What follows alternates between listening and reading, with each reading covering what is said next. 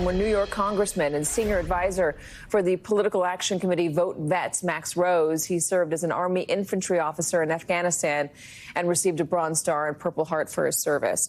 Max, Congressman, I'm happy to have you, but I don't want to talk to you about political leanings here. I want to talk to you about your experience in the Army. When Donald Trump says this sort of stuff, he wants to use the Army. There were certainly concerns about that while he was in office from his security officials, from his military officials. They worried about what he thought he could do. They now say, and I've had conversations with a lot of these folks, that they're worried about who he might install and whether those people might do what the former officials did, which was act as a wall against Donald Trump's more baser instincts. If he were to install people that were more sympathetic to him, would he have the support of the rank and file to do things like have the military go after Americans?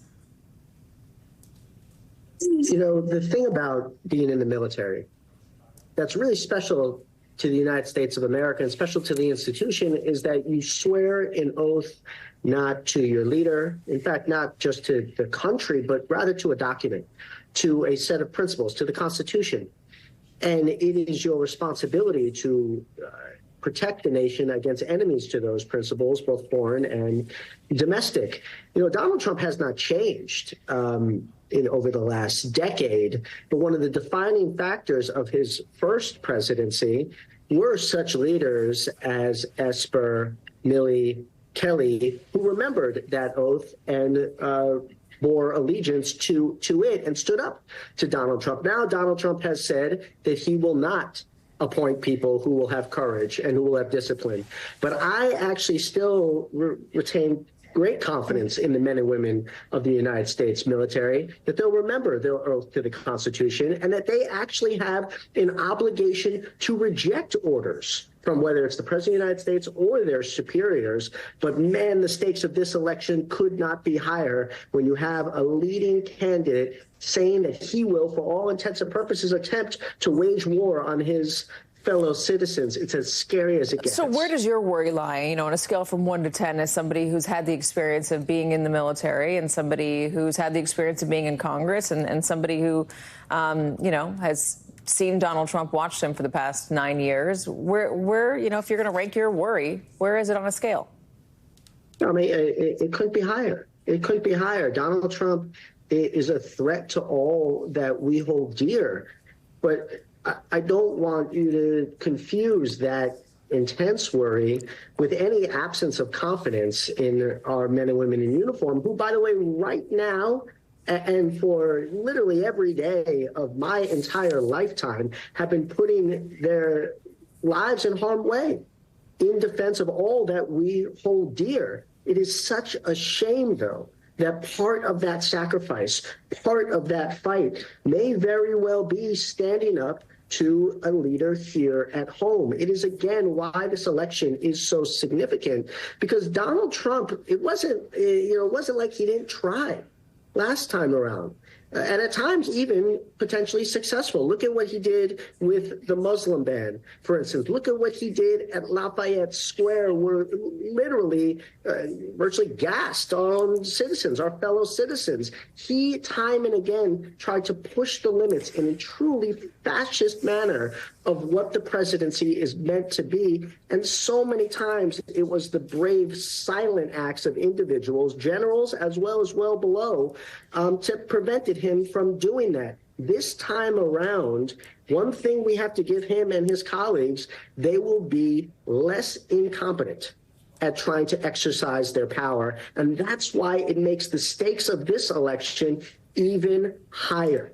I know there. What is it? Just 20 or so days left to stand up to truly what is a living fascist. You know, there have been former military officials, security officials who have come out on the record. They've voiced their support either individually or their worry about Donald Trump either individually or together in the form of a letter. They've spoken to reporters. I've had really detailed conversations with a lot of these high-level folks about their concerns, saying that they don't believe Donald Trump has any guardrails. They don't believe that Donald Trump believes in the Constitution. There's not a moral center there that would keep him from trying to use the military if he could. There are voters, though, who hear him say that, and they don't really take it seriously. They don't think he would follow through on that. They think that people who say that they're worried about Donald Trump are just being, alarmist, or they're just partisan. Sure. You come from Staten Island. Why don't voters believe it when Donald Trump says these things? Well, certainly I think that people acknowledge that he is a threat to many of the pillars that we hold dear. It's one of the reasons why I bring up things like Lafayette Square, and I bring up things like the Muslim ban, which with time and all the issues and craziness of modern day politics, we can so easily forget. But I do think there's an issue that people are not focusing on, which is, generals and military leaders are by their very nature apolitical.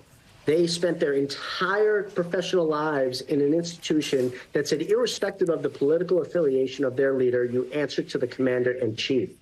It takes a threat as grave as Donald Trump and his movement for these individuals to actually stand up and express what is a political belief, that Donald Trump is not suited to be president of the United States, not suited to be anywhere near the Oval Office. They don't take that decision lightly or easily. It is almost against military culture.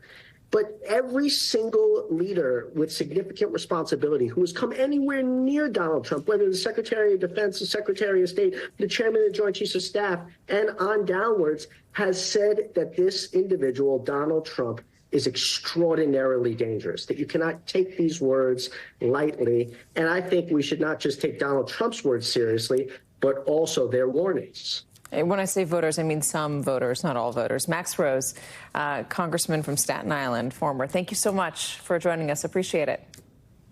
It's great to see you. Thank you so much. And